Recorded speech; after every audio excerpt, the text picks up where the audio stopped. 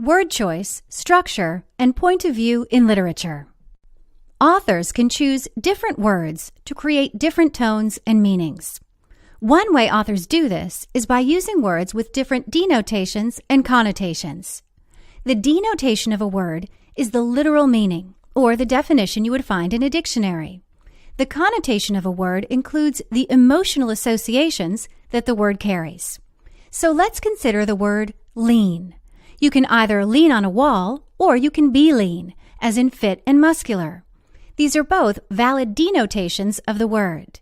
But let's also consider the word's connotations. How different would our sentence read if the woman is described as svelte, as emaciated? All of the words mean roughly the same thing, but the emotional associations are much different. One way that writers use words is to create imagery. Imagery refers to very descriptive language that appeals to readers' senses to create mental pictures, sounds, smells, tastes, and sensations of touch or movement. An author also carefully chooses how to arrange information in a text. The structure of a text contributes to the text's meaning. Consider, for example, how stories don't necessarily follow chronological order. And even when they do, the author still makes decisions about what events to include and exclude, where to speed up the narrative, and where to provide detailed description. Structure is also important in poetry. Many poets write in established forms, but others create their own. Either way, poets consider not only the order in which they present their ideas, but also how to order individual words, to create desired rhythms and sounds, or to ensure that the right word is emphasized.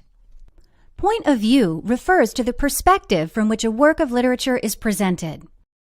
Just as these photos of the Eiffel Tower differ depending on where the viewer is, the reader's impression of a text will differ depending on the text's point of view. A point of view can vary depending on the narrator or speaker's position, role, and level of knowledge. Most literary works reflect a particular cultural experience. Readers should carefully consider both the culture that the author wrote in and the culture that the work is set in. A reader needs to understand what culture a text is set in order to understand many of the characters' motivations and actions. We cannot expect a 14th century knight to think like a 21st century city dweller.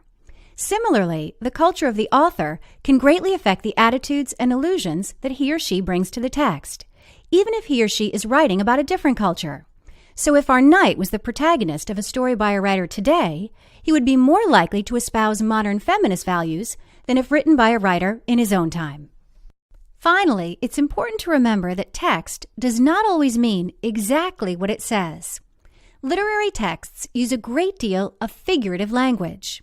Literary text may also use irony, or a contradiction between appearance and reality. This can be a contradiction between what is said and what is meant, between the outcome that a character expects and what actually happens, or between what a character believes and what the audience knows to be true. Some authors even use satire. In satire, an author envisions an extreme situation in order to make a point by ridiculing an opposing point of view. For example, imagine that this could be the story about large corporations, where the people that run the corporations are actually absolute monarchs that hold their workers as indentured peasants.